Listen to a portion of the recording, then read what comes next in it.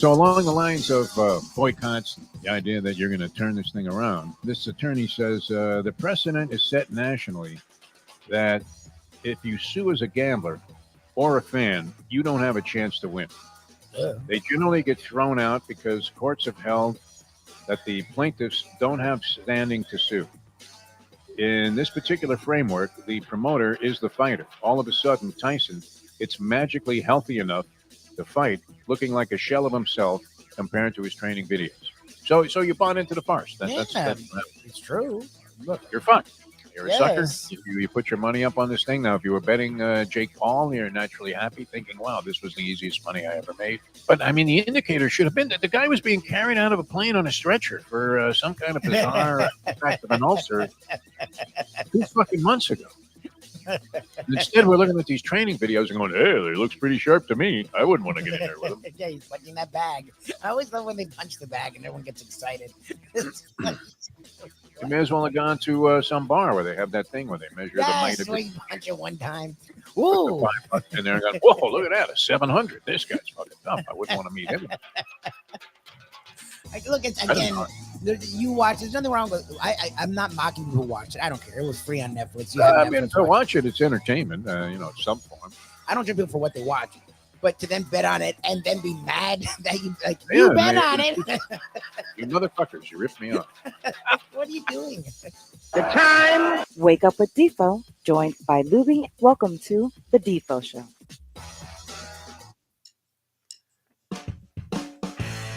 Very pleasant. Good morning, everybody. Welcome to another edition of the Defo Show. That handsome gentleman over there is one Mike Lubitz, looking good today in the black shirt. In fact, we both got the memo here, wearing black. And if you're a Dallas Cowboys fan, you're probably wearing black today, although I don't know that there was that much at stake for them. They're still trying to make a case. Is it possible somehow?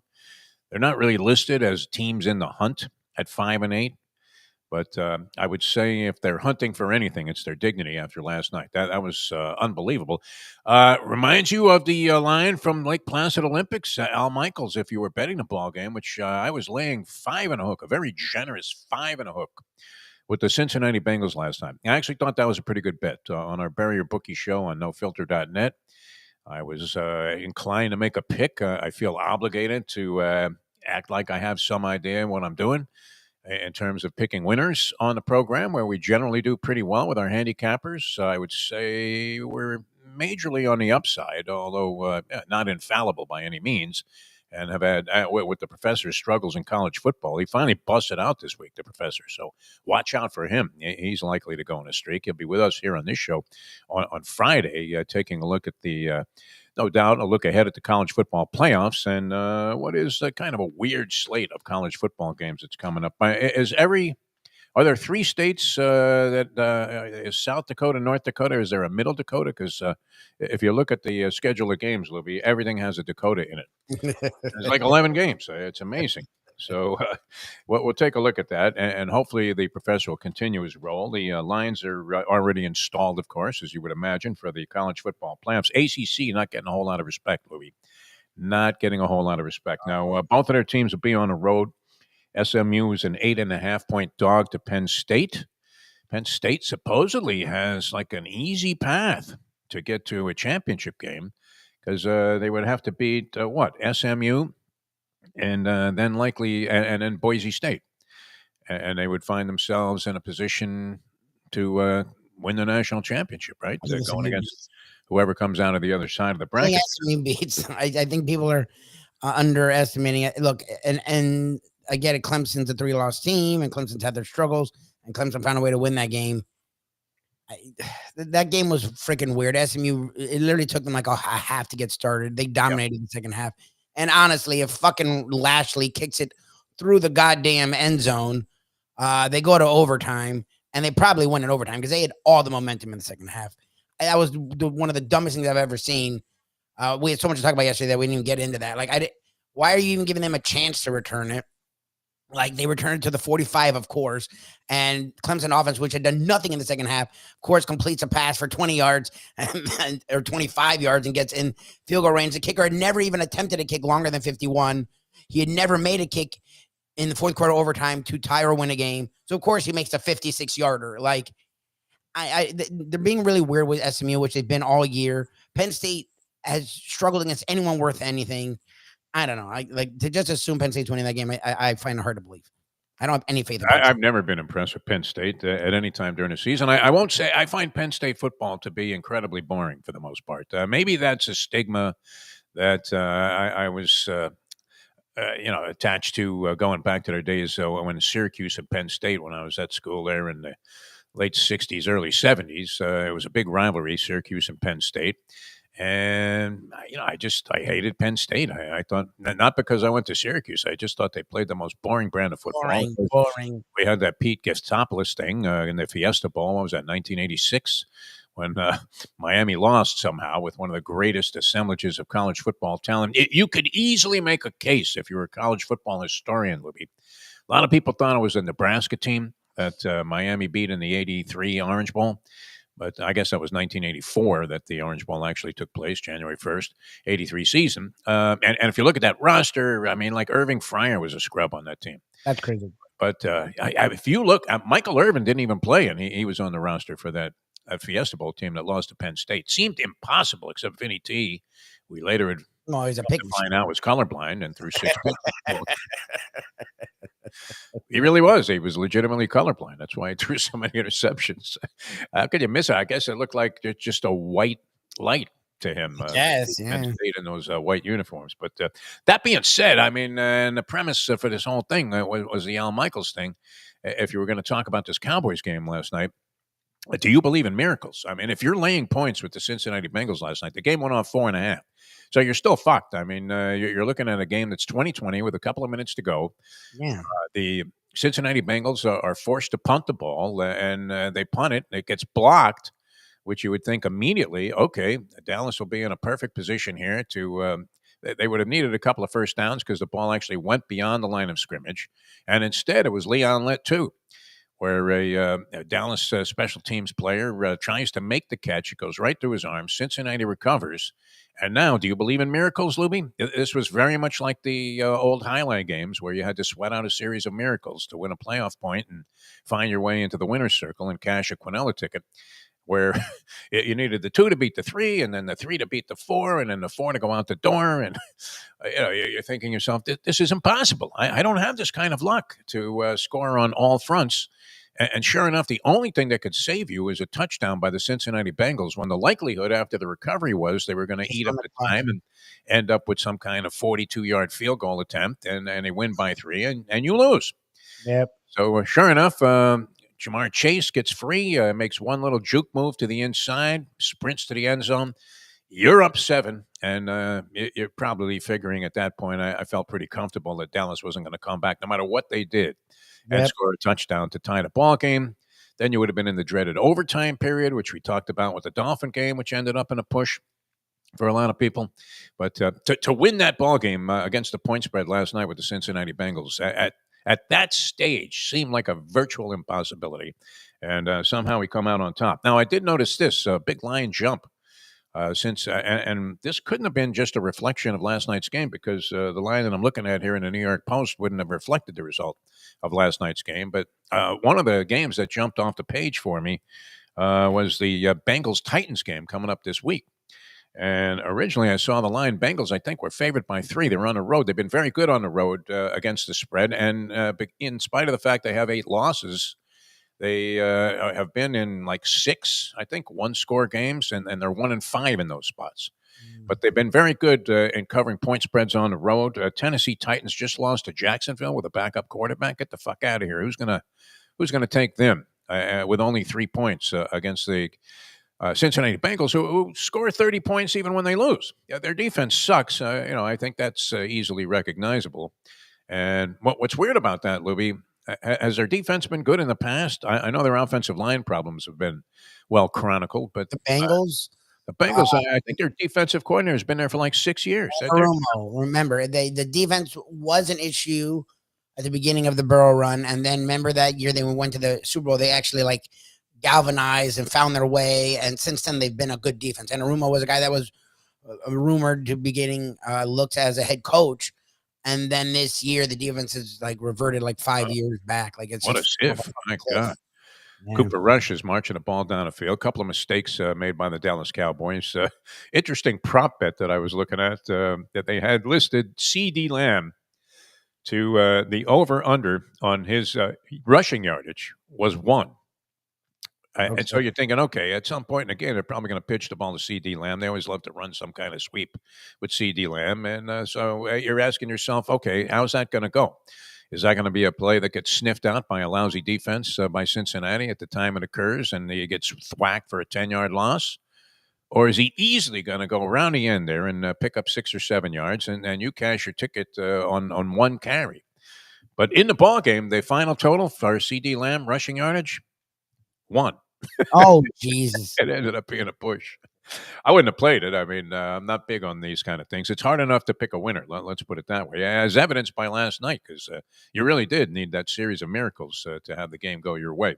If you had the Cincinnati Bengals, even though early on it looked like they were going to seize control, Dallas kind of bounced back in this one. Nothing better, as we've said, nothing more pleasurable about Dallas since Debbie does Dallas than watching Jerry Jones in agony. And then that smarmy face that he has to make when he's justifying whatever it was that took place on the field.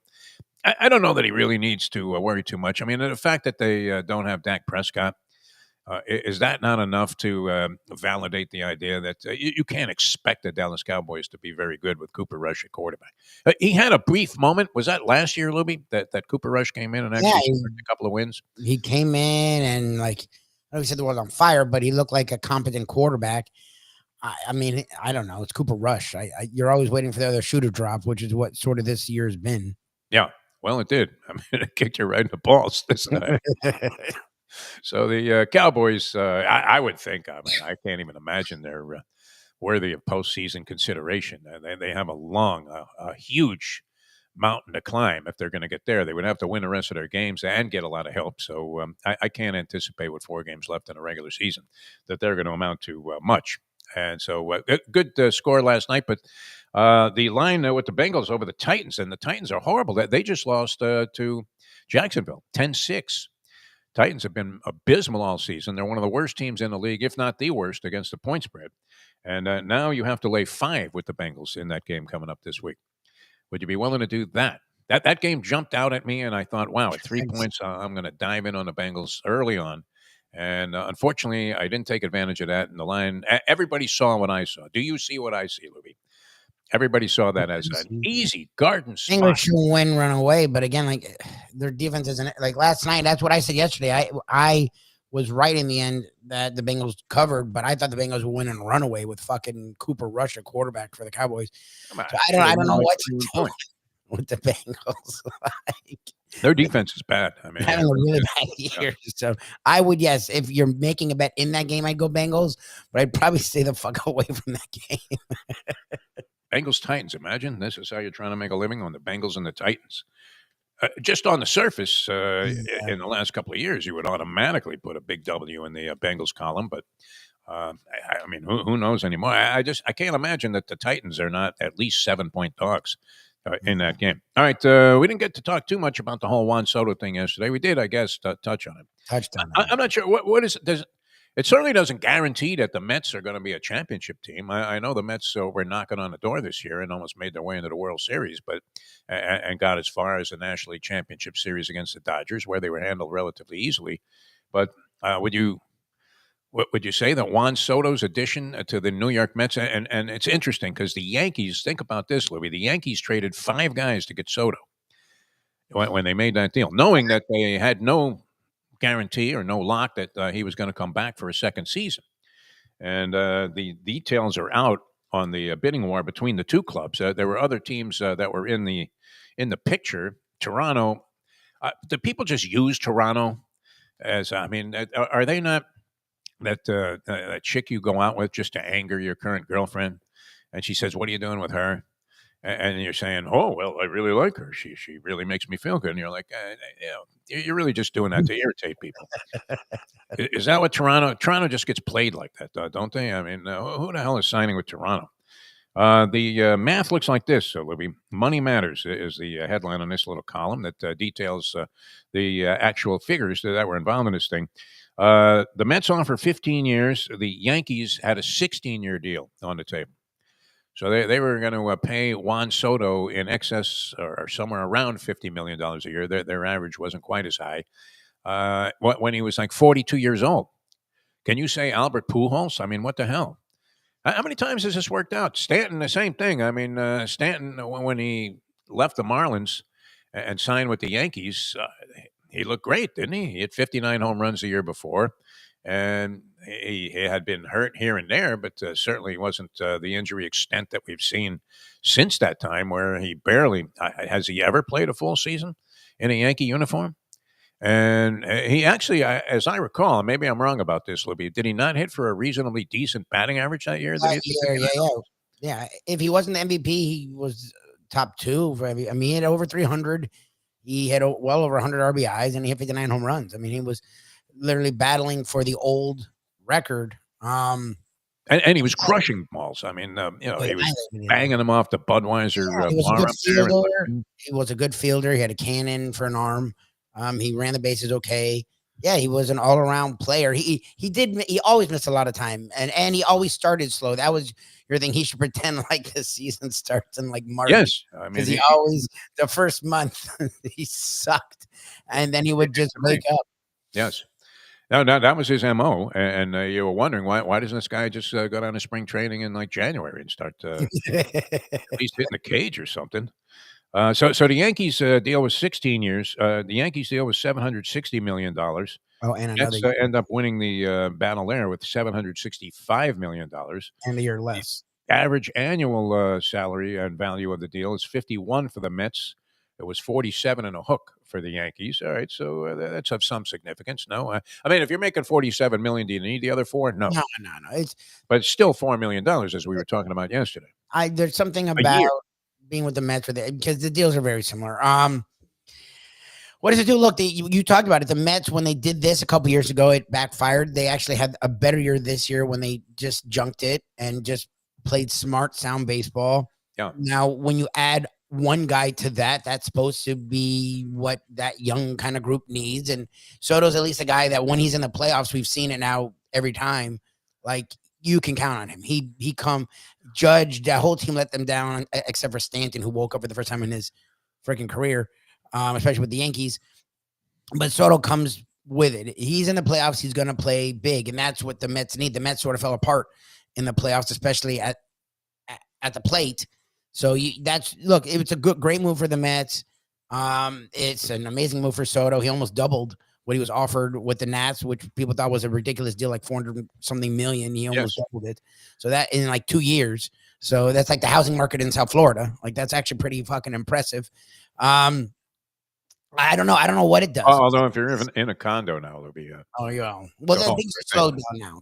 I feel trapped in this place, even though I like it. Sucks. Yeah, well, it sucks. Well, especially once you accept, okay, we're gonna sell. You think, it's gonna be a week, and then when it's not, it fucking is annoying. I know what actually walked in here on Saturday, potential cash buyer, right? Yeah. And so we were supposed. I had to get Skippy out of here, so I didn't even get halfway out of the parking lot here, and they were already out of here because the woman thought that she wants a house that's on the beach. She wants a condo that's on the beach, and we're across the street. Yes, but you're not going to find anything like this, like 2,400 square feet or whatever, on a 3-story, what essentially is a townhouse, unfortunately categorized as a condo, which is a blatant error on the part of the people that put this place together years ago. And what was she thinking? I mean, when she pulled into the driveway, didn't she know that she was on the other side of the street? How do you not know that? I mean, I would have canceled right there. Pretty crazy. I don't know where she's going to find what she's looking for. Do they even sell stuff on the beach? Like on the beach, you're not finding anything this size. No, for that kind of capital. You're talking millions at this point. Man, they're building like a Ritz-Carlton, and I think Weston also has a huge project lined up. They haven't broken ground yet, but the Ritz-Carlton thing is like flying. I mean, it's already like 20 stories high and almost complete. Those are like millions of dollars, though. Yeah, that's a weird. Starting at $2 million, that doesn't include like a floor. And they're like literal condos. You're not getting a house. Like, you guys have a house. whatever. People are weird. They should be classified as a townhouse. I mean, it's Well, townhouse condo is the same category, and it's a fucking. but not in terms of this insurance thing because of the Sunrise collapse. Oh, if it was So the homeowners association and all of that, they've had to raise premiums for that. That's why this HOA is so fucking high. I know. So they have to meet certain levels or whatever in case the building falls apart, which I'm hoping that doesn't happen here, which would be ugly, but for sure. All right. So, and the clincher supposedly was that the Mets offered a suite, one of their luxury suites, to make available to Soto's family all during the season. And the Yankees offered the suite at a discount. You've got $760 million on the table, and the other club might go ahead and eclipse your offer by offering the guy a luxury suite, and you're going to charge him like a marginal fee for that? Get the fuck out! How stupid is that? I mean, it's just the whole thing. I don't know. I'm focused more on what you asked. Like, what does it do for the Mets? I don't know that it makes them a championship team, does it? It makes them better. It doesn't make them better than the Dodgers. No, I don't know what. Like the Dodgers are fucking Dodgers loaded. have like 3 Juan Sotos. The Dodgers are fucking loaded. Their lineup's nuts, and then they already had a decent rotation when everyone was healthy. They had a lot of injuries, and they still won the World Series. And then they add the Japanese kid. Like, I mean, this brings them closer to the Dodgers. Maybe this other guy who's a red hot prospect, another Japanese pitcher like Yakamoto was last year. There's another guy out there. Last name starts with an S. And you would think that this would be a natural place for him to gravitate towards because they've already got the Japanese connection, Lubie. But and supposedly that's all the speculation that guy's going to sign with the Dodgers. So, but I mean, they had Mookie Betts. They have Freddie Freeman, and they have Ohtani. So they have 3 guys like that. Yankee fans are quibbling, and they're saying, "Oh, well, geez, how's Soto going to do without Aaron Judge hitting behind him?" I would imagine Soto's going to do well. But I don't know if it's enough to put him over the top. And then on top of that, beyond that, the Mets have an excellent chance of not signing Pete Alonso, who's been kind of a pillar of strength for them, although batting average slumped this year and didn't have as many home runs, I don't think, as he's had in the past. But still, I mean, it was a dynamic presence and hit some dramatic home runs for him in the postseason, Pete Alonso. So, and he may end up, ironically, with the Yankees. Well, they need to do something. I mean, they need a first baseman also because Rizzo is going to be gone, and probably was a shot fighter anyway. Anthony Rizzo, great guy that he is from Parkland, Florida. Yep. But still, I mean, it didn't look like he was able to produce at the level that you would hope if you were going to be a big time contending team and have a first baseman that was going to be struggling at the plate and prone and inclined to injury and elongated slumps, Lubie. All right, so that's the baseball front, kind of making headlines, and it's good to see that it's making headlines for these reasons as opposed to the golden at bat, the stupid ass, which Rob Manfred has. He's like that guy that has been nominated as a Secretary of Defense. Kind of backed off the idea. Women in the military, I'm a fan of it. What are you talking about? Yeah, exactly. I love the 180s that they end up doing. So there's that. Dolphins, by the way, underdogs, and the line, the money's coming in on the Houston Texans. How do you feel about that game coming up, Lubie? Texans? Dolphins and the Houston Texans, yeah. Look, it's a playoff game for the Dolphins. I mean, every game here and out, the Dolphins is a playoff game. So their defense scares the living shit out of me. Like I know Stroud's not been the same guy he was last year, which is what I presumed would happen. I know they've had their struggles this year, but you're on the road and they have a lot of talent on their offense. I find it hard to believe that the Dolphins are going to be able to fucking hang with them. It really is annoying me because you really are down on the Dolphins defense, and maybe rightfully so. I hate it. I mean, look, what happened with the Jets was exactly what I've called all year, and you're now seeing teams find ways to get it in the end zone too. The Bembedo breaks is something I've never been a fan of. I think eventually the dam breaks, and that's what you see is it seems to put it in the end zone. And the Texans are a vastly better offense than the Jets. I don't know. I would still lean Dolphins because they're home as opposed to the Jets being on the road. Yes, I would lean Dolphins because the Texans, I think, have a beeline for their division. I know the Colts have played decent football, so it's not like they're running away with it. But I think they'll take their division, so maybe they can let up a little bit. Where the Dolphins have to have the Dolphins have to have every game the rest of the year to just be in it because they're still down 2 games. So I would lean Dolphins. I'm just not very confident in that. This is not a defense you're hanging your hat on. And the offense is finally moving the ball. They're getting points, but they're not getting touchdowns. Like they're horrendous in the red zone. Like they just struggle. And for all that Mike McDaniel's done recently, the Jonnu Smith growth was amazing to see, and it was really pushing their offense. I don't get last week. Like I just don't get how the guy goes forgotten for 4 quarters, and then he's literally your key cog in overtime. Okay, where the fuck was he for 4 Great quarters? strategy by Mike McDaniel. You hide the guy the entire ball game, keep him completely under wraps, and then you're figuring, okay, who are they not paying any attention to? Jonnu Smith. He'll never sniffed the football, and now you make him your go-to guy. Is McDaniel? I was reading somewhere some speculation. I mean, we've been speculating about it. Is he really in jeopardy of not coming back next year, Mike McDaniel? If they don't make the playoffs, Is it possible the Dolphins will have a different head coach next year? In your estimation, Mike? I mean, I expect them to. I think there's no way you're keeping Greer. There's the holes after 3 years of all in are amazing. All the money they've spent for them to still have these amount of holes on the roster is fucking weird.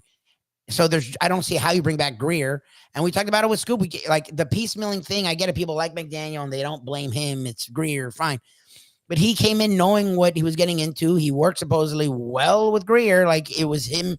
A lot of the guys he wanted, whether that's his job or not, then tell Greer, look, I don't want to do it. It's your job. But he didn't do that. He was very happy being highly involved in personnel decisions. Okay, then you have to live in the bed you made. Like and the explosivity factor is not nearly as not there as it was last year, early in the season. Anyway, it's just not. They regressed with this genius offense. Jim Sarney says they can't run the ball.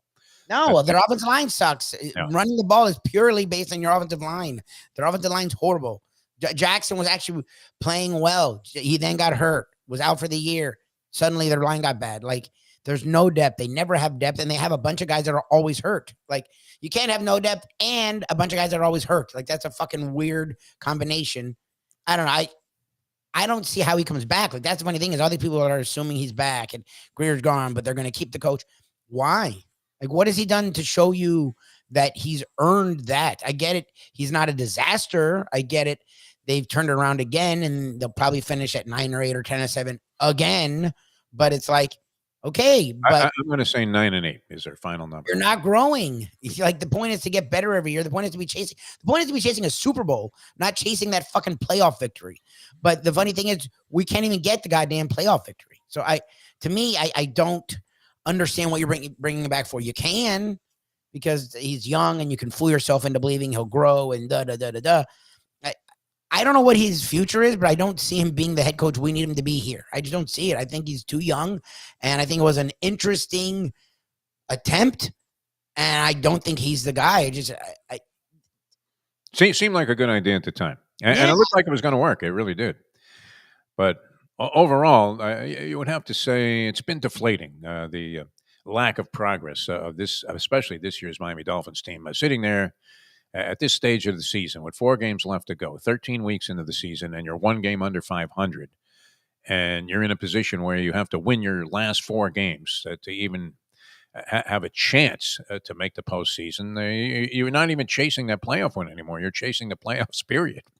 And, that's not exactly representative of progress. We see a lot of teams in that boat in the National Football League. I'm not inclined to always want to fire the coach. I'm not one of those guys that thinks immediately you have to let go of every coach. I do believe you have to give a guy a chance, unless he displays, like Mario Cristobal did last year, that he's completely inept as a game day coach. And anybody can make one mistake. Hell, Eric Spoelstra calling a timeout that he didn't have after how many years has he been the Heat coach? Like 15? 15. Long time, considered to be one of the greats of the game all time. Yeah, no, he's a top 5 coach. Still made a bonehead Cristobal-like move but at least he owned up to it. He didn't start going, well, the analytics said that we should go for the field goal. Fuck you, Mario. What are you talking about? Don't start trying to justify it. Just admit after the game, you know what? In hindsight, I made a big fucking bozo mistake. Yeah. And you would respect that a lot more than having some guy give some mamby-pamby answer maybe in the immediate aftermath of a ball game, okay, he doesn't want to blame himself and point a finger at himself, but who else is to blame when you make a stupid move like that? The players didn't decide to go for the field goal; they never do. No. Never. I mean, if you polled every player, like the 100 guys on the University of Miami roster, and you said, "Hey, didn't you think it was a good move to kick that field goal?" Fucking Ward. I mean, you have Ward. He was just named the Offensive Player of the Year. He's one of the 4 finalists for Heisman. You paid him. Who wins that though? Is it a foregone conclusion? It's Hunter. It's Hunter. I think it should be Genty. I think Hunter is a spectacular athlete and a unicorn. That doesn't mean he's the best player. I can't get past the idea though that he plays every snap. I love that. No, it's amazing, and it's something we've literally never seen. Like even back in the day when Thorpe and guys did it, they didn't do it like he does every snap. Like he plays, and well. I mean, he's a factor. He's really good on offense, and he's really good on defense. Now he's not the elite corner. He would be if he just played corner, but he isn't a sieve. Like he's a good corner that would be elite, and he's a really good receiver that would be elite, and he does both. It's nuts, and that's why he's going to win it. To me, Genty is literally on the cusp of breaking. What would Boise State be without Genty? Nothing, and that's like with Hunter, the Colorado didn't even make their conference championship game. With Genty, they have a bye. Boise State is one of the top 4 seeds in the playoffs, and literally they have nothing else. Like I guess their line's pretty good for the level of play they have, but I don't know their quarterback. I don't know their receivers.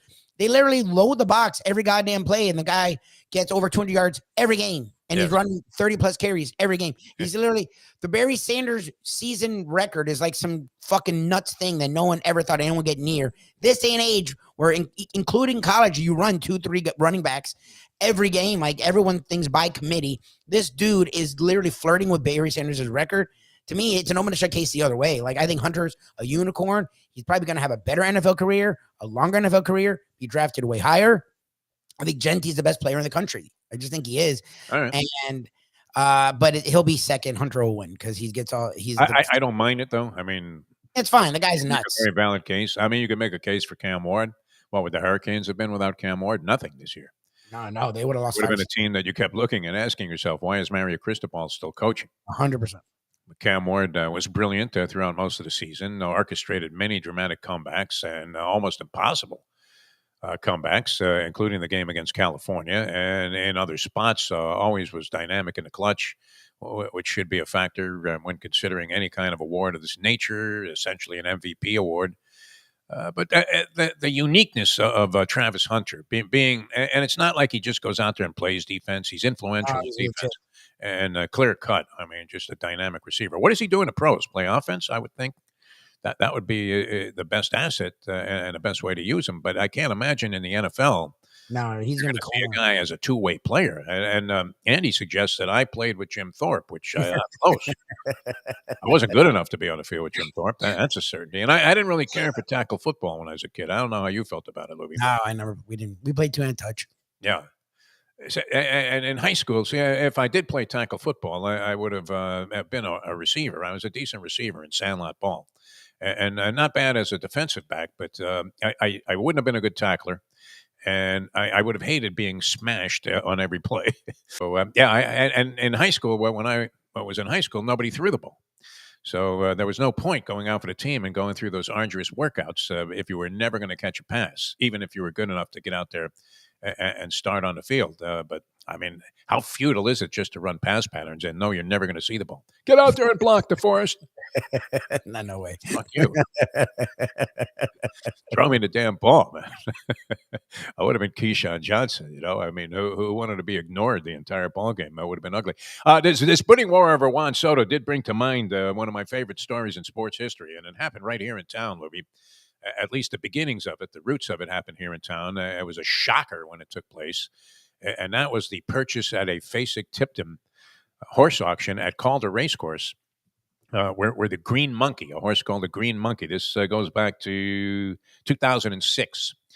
The Green Monkey. And the story behind that the Green Monkey sells for the highest price, and I can't imagine this is ever going to be eclipsed. I don't think it has been. I want to say a very, very certain no to that. I don't think anything's even come close. Because I just saw some Baffert monster run that was purchased, I think, for $5 million. And, you know, that was like, not even $5, I think it was like $3 million. This horse, the Green Monkey, sold at auction for $16 million, right here at Jesus. Calder Racecourse in 2006. Libby, think about that. That's the equivalent of about $30 million now at auction. A bidding war obviously was taking place. I would imagine some Saudi Arabian sheik was involved, and everybody thought that this horse was going to be just the second coming of Secretariat. In fact, there were some Secretariat bloodlines in play, and the horse was by Stormcat, and, very, very regally bred. The Green Monkey ran 3 times in his career, not compromised by injury at all. Finished third at odds of 2-5 in his original race at Belmont Park in September, I believe, of 2008, and then came back and lost again in a field of maidens at Belmont Park. Ran a third time, was off the board, and then retired to stud, where he stood as a very modestly priced sire at $5,000 a pop. Oh my God! And really didn't do much. Produced a couple of winners, like horses that won in Turkey. He might have even bred a harness horse. I don't know. This horse was just a complete flop. So the story, and the reason I thought of this is these bidding wars don't always result in success. But my dad and mom, of course, made a lot of trips to auctions because they were in the antique business, and they were able to make many, many scores. I'm sure they had their share of duds also, but were very shrewd about the way they bid. And at some point, though, Lubie, and this, getting back to the soda story, at some point, don't you have to say, that's it? I can't go any higher, no matter how excited I am, no matter how rich I am. And was that, I mean, Yankee fans are bemoaning the fact they lost out to Steve Cohen and his money. But every now and then, it's very beneficial to be the one that dropped out. And the people, whoever bid that horse up to 16 million, I mean, whoever had 15.9 or whatever it was, had to be thrilled that they lost. Yeah. That look, I don't know any time where the deal worked. Yeah, Harper got a lot of money, but he was already on the Phillies. Like, when are they? His contract, I mean, makes him. He's out of the equation now about being more overrated than the Stone Crab. Which, by the way, the more I think about it, and I know we're going to Delaware Chicken Farm and Seafood Market later today on the Mike Mayo Show, but I mean, are they not? Are they not overrated, stone crabs? I mean, they're expensive. I don't know if they're overrated. I talked to Ken and I were talking about it. If you do it the right way, they're only great if you get them for free, aren't they? Or whatever. No, what used to be a very. I mean, they were expensive back when it was like £5 for $75. Yes, they're insane. Which I used to get them, and there was a guy, he got them right off the boat, the usual thing. Oh, yeah, these came out of the water. And I guess they cook them right away, but they were as fresh as a daisy. And he used to come around, and I had a connection there, and I actually would bring them to the house, 5 pounds of large stone crabs for $75. I mean, that's sick. Not bad. And I thought then, well, this is a little extravagant. And I had money back then. It wasn't like I was broke or anything. Now it's absolutely out of the question that you would buy 5 pounds of stone crabs, because the large stone crabs are what, like 50 a pound? Is that right? 45, 50? They're like 60 a pound. 60 a pound. The large ones, I think they're like same 5 pound, same 5 pound bag. What would be costing you $300? Oh yeah. It'd be like 300. Far from what that in itself really makes it the most overrated food that you. I would say this: caviar, highly overrated. I hate to say this because they're a fine sponsor of the Mike Mayo Lunchbox, but this doesn't apply necessarily to them. It's not their only thing. But when we had the white truffles at Casa D'Angelo, let's go ahead. Yeah, I mean, whatever. But could you have lived without them? I mean, wouldn't the dish have been just fine without them? Or white truffles? Maybe that should be the comparison, though. Not even a stone crab. But if you were going to say, is Juan Soto more overrated than white truffles? Is that possible, Louie? That will offend some of the foodies out there that, what are you talking about? You don't know what you're talking about. Why don't you go have a cheeseburger at McDonald's? Which, by the way, McDonald's in the news. How weird was that? Whatever now. The FBI is combing the country, and they're all over New York City, and they've tracked this guy to the Greyhound station, the guy that shot the United Healthcare CEO. Which, what was this guy doing? A 26-year-old guy, obviously very sharp. He came from wealth. This was not some maniac that, was a loner that was abused by, the chicks in school and decided, hey, you know what, I'm going to make a name for myself. This wasn't one of those guys. Oh, no, This no. was a guy who was like his class valedictorian at a very spiffy high school. I believe he went to. Did he go to the University of Pennsylvania? Penn. He's Ivy League. Yep. Yeah, and yeah, he goes out and shoots this guy in cold blood. Is seen on any number of surveillance cameras. They couldn't figure out his name.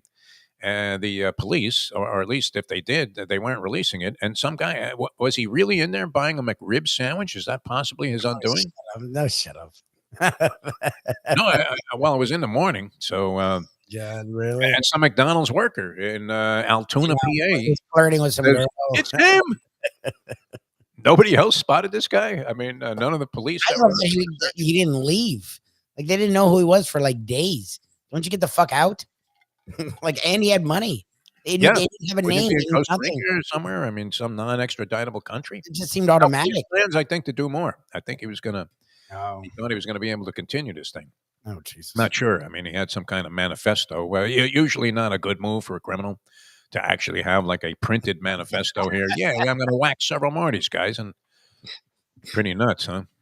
So, and did they capture this guy without a fight? It sounded that way, didn't they? Like he was just sitting at McDonald's having a cup of coffee and hang out there for like 45 minutes while the Altoona, PA police came. Very strange story, but and hopefully this McDonald's employee gets the 50 dimes in reward that was being offered for anybody with information leading to his arrest. Maybe, I mean, look, there's a certainty, I would think, that this guy's going to be convicted. By the way, that other case in New York that was extremely debatable. I don't know how you felt about this, that Daniel Penny case. Did you see that? Where the guy choked out the Marine, he choked out this homeless maniac who was on the subway.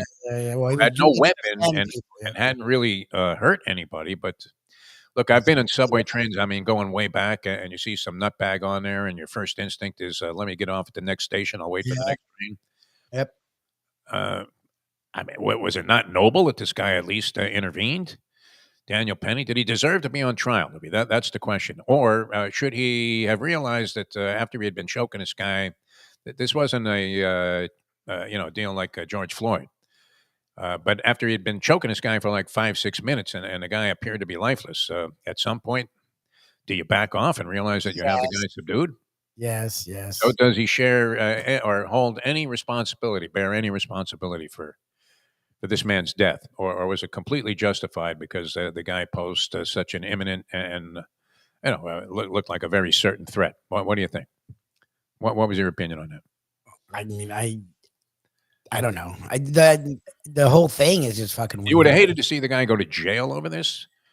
Oh, no, the guy on the subway, I don't know. The whole thing was weird because he supposedly was defending people and people. Yes, I mean, the people on the train had to be thrilled that he actually made a move. They did think the homeless guy, this wasn't the normal subway homeless guy, because that's the thing. You'll see crazy shit in the subway, and people don't give a damn. People are on their phone. They're texting. Yeah. I mean, it's normal, right? They don't care. This guy supposedly was swinging from the straps there, kicking people in the face. They're wearing fatigues like they just came back from Vietnam, and you're like, okay, let me stay out of this. I was approached by some nutbag lady on my walk of life the other day, while I was blowing by the beach. And she looked like she needed directions or some kind of help. So I stopped to talk to her. She was in a Cadillac also. And does this make any sense to you? She says to me, and in a very sort of negative tone, she says to me, I don't know how she picked me out of the group. I just happened I was actually across the street on Briney Avenue. And she says, Judaico or judicial? Think about that. I don't know what that means. What the fuck does that mean? I don't know. So, I mean, I blew by, and then I happened to be, just about at the turning point. So I'm coming back, and she's still there, and she jumps out of the car again and goes, "Did you think about it?" No. Yeah, I was thinking about what kind of crazy nutbag is accosting people in the streets of Pompano Beach on a beautiful day and asking them a question that I don't know. I mean, who does that make any sense to anybody? Judaico or judicial? Think about it. That's what you. I don't know what's Judaico mean. I don't know. I have no idea. I don't even know. Again, does it refer to something I should know about?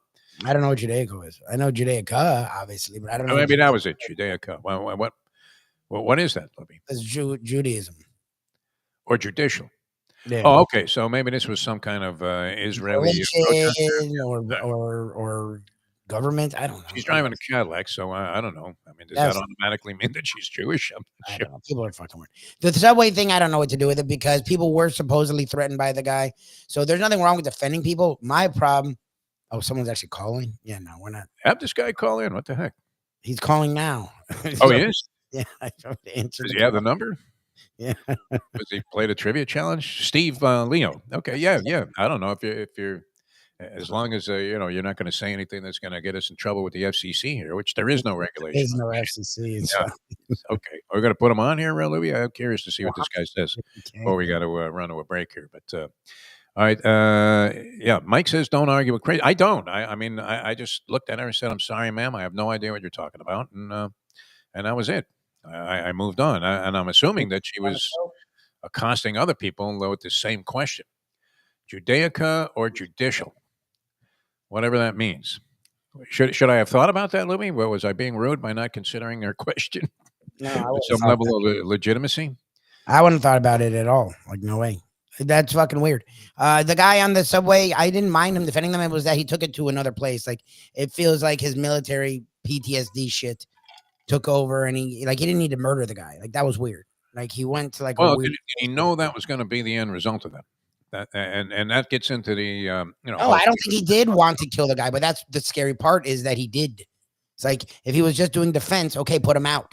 Or It wasn't like he was Charles Bronson, though. I mean, he was waiting to shoot somebody as soon as some trouble started. All right, let's hear from what Steve Leo has to say. Steve, how are you? Oh, hi, fellas. Thanks so much for taking my call. I just Hey, want to thanks for calling. clarify. It is Steve LEO, law enforcement officer. nice. Oh, okay, great. LEO. Oh, excellent. All right. Well, Nice. what's your thought on this thing? Are you thought about the Daniel Penny case? What was your thought? Oh, sorry. What's your young thing about? What's that? Saying someone who actually knows what they're talking about. I appreciate that. Oh, since we I have no see. idea what we're Okay. talking about. Yeah. That's good. Okay. I was, sometimes we will, especially nowadays, get a level of disrespect, and we have to keep our eyes out for that. Make sure we're speaking to people who have, respect for the badge and all that. But Yes. yeah, in regards to the Daniel Penny case, I mean, first and foremost, I think a big issue here is that Mr. Penny has decided in this instance that he's going to take the law into his own hands at the end of the day, when it comes down to it, I've been a law enforcement officer for 11 years in Homestead, Florida. And when it comes down to it, at the end of the day, the only people that should be choking somebody to death in a subway is a police officer, period. End of discussion. Yeah, I mean, I can see, a little bit of both sides of this thing. I know if I was on the subway car, I would have been happy that somebody intervened and kept this Neely from continuing to harass people. The only person who should be able to take innocent person's life on the Yes. subway is somebody who has paid their dues. That's our game.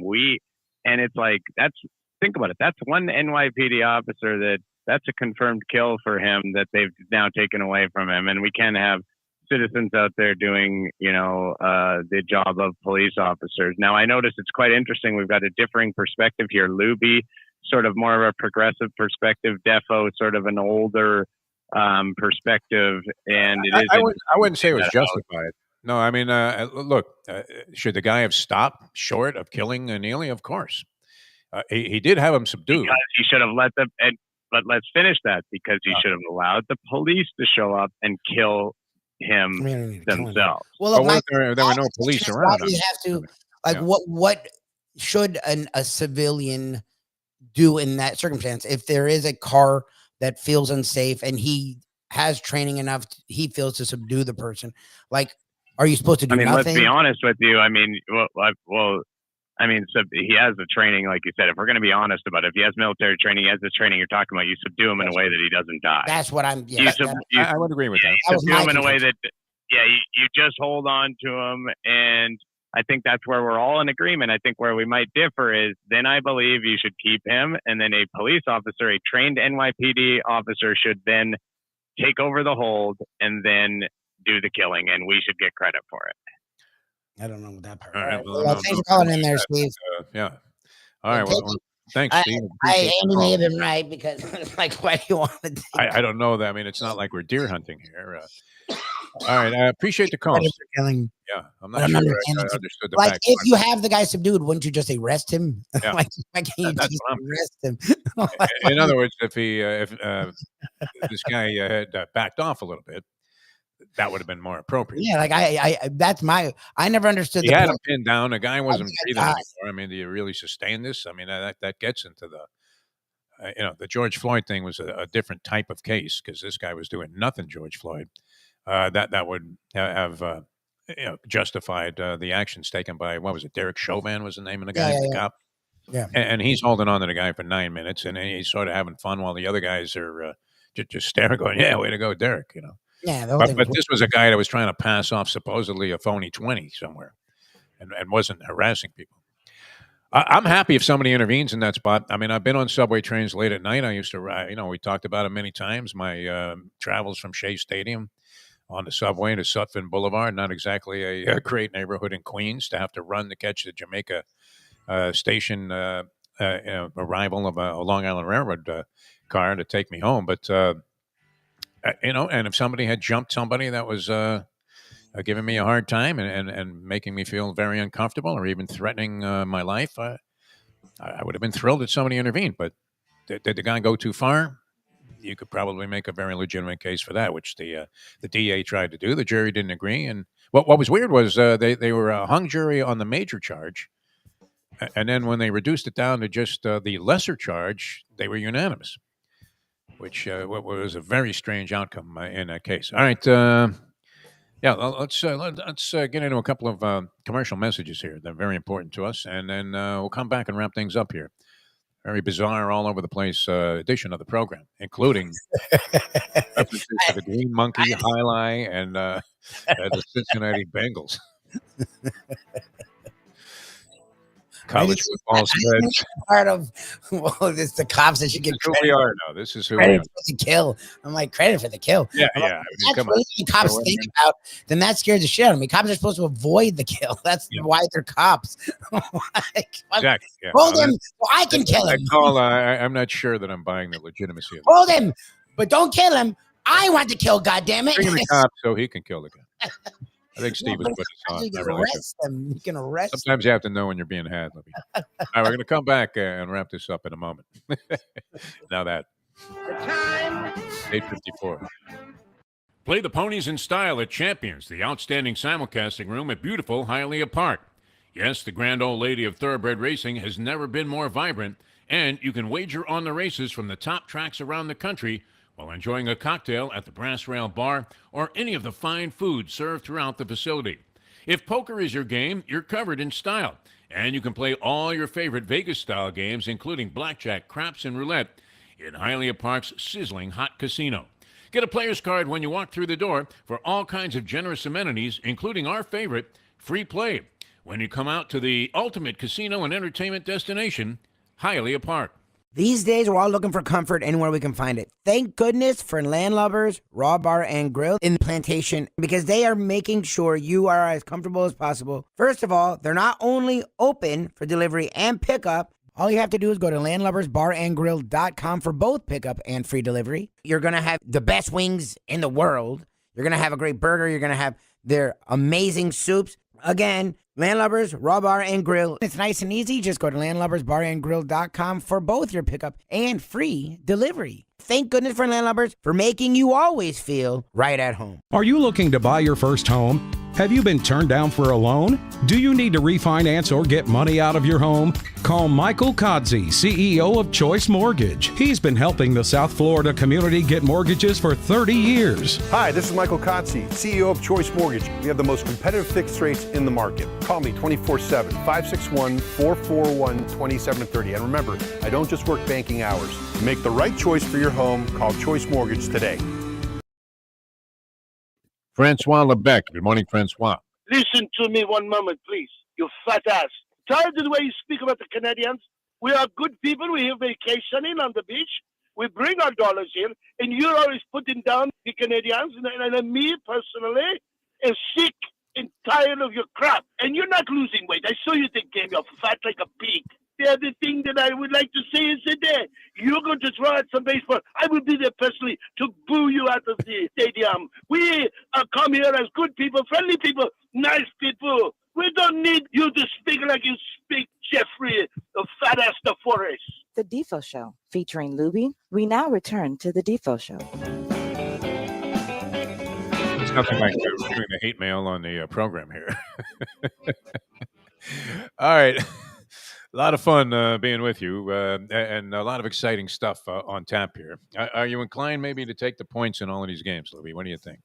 Indiana plus 7.5, SMU plus 8 and a hook, Clemson plus 11 and a hook, Tennessee plus 6.5. Not all of those dogs can possibly prevail against. No. So which one is the most? You're saying SMU is going to give Penn State a medal? I think they're going to win that game. Yeah, I think SMU is going to win that game. Not Indiana. Yeah, I mean Notre Dame was clobbering everybody after they lost to Northern Illinois. I think Notre Dame wins that game. Notre Dame's playing good football. Riley Leonard isn't setting the world on fire, but he's doing what they need to do. They play good defense and they run the ball really well. They always have good offensive line. Like I think Notre Dame, I don't know. Some people have them in the championship game. I don't know if they get that far, but I don't. They should get past Indiana. Indiana, the only good team they played, they got throttled by. So Notre Dame probably wins that game. You know, it's really exciting, and this will probably turn our good buddy Jim Sarney on to no end. I don't know if he'll be able to make it all the way to the evening here when you have a couple of NBA Cup games on tap tonight, I believe. NBA Cup. Oh, quarterfinals. Wow. Quarters. We're in the quarters. Well, we're at the quarters of the NBA Cup. Big time. Who's left in this thing? Bucks, Magic? When does Banchero come back? He's not back yet, is he? I don't know. They keep winning games without him. It's fucking weird to me.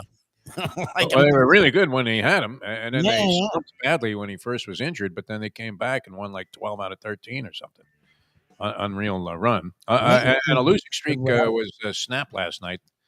The Chicago Blackhawks. I was reading some eloquent handicapping dissertation somewhere online, and people, whoever this handicapper was saying the Rangers money line was worth laying whatever you had to. I think it was minus 250. So you're laying 5-2 against Rangers over the Blackhawks, who had lost 6 in a row. Final score: Blackhawks 2, Rangers 1.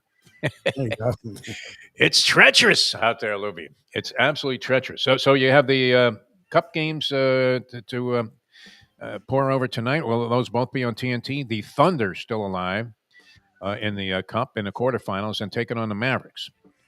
So Bucks big favorites over the Magic. Those are the two games tonight: the Magic, Bucks, TNT, Mavs, Thunder, TNT. Now these other games, Cup games, who the fuck would know? I don't know. What on earth what were they thinking? Well, Adam Silver, man, he started out like a house of fire, man.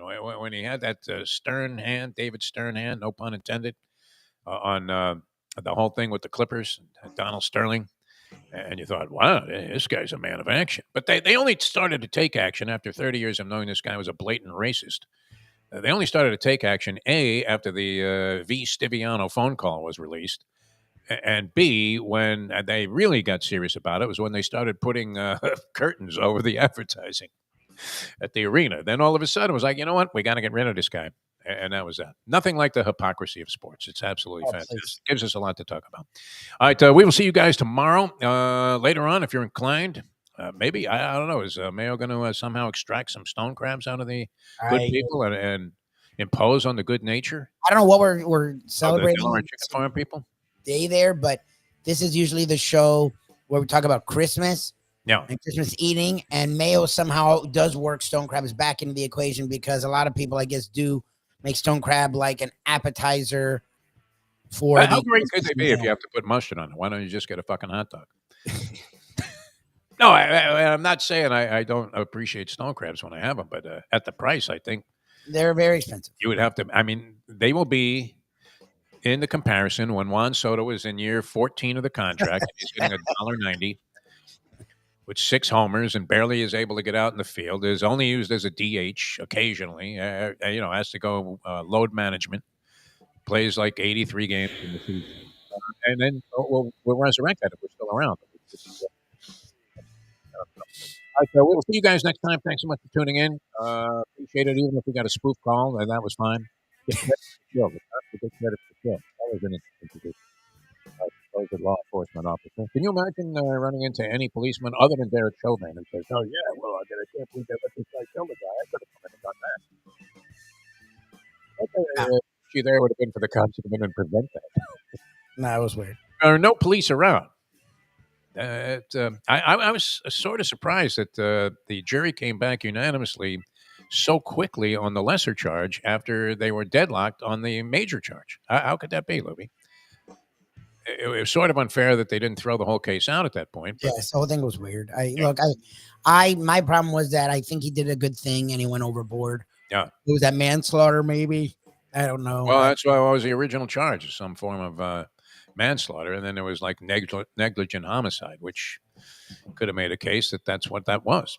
Yeah, so he tried to do a good thing and it went over. I think he did have some kind of a PTSD or some shit, and and that's a problem when people flashback to I don't know. Iraq. There was no reason to kill the fucking guy. There's no way. No.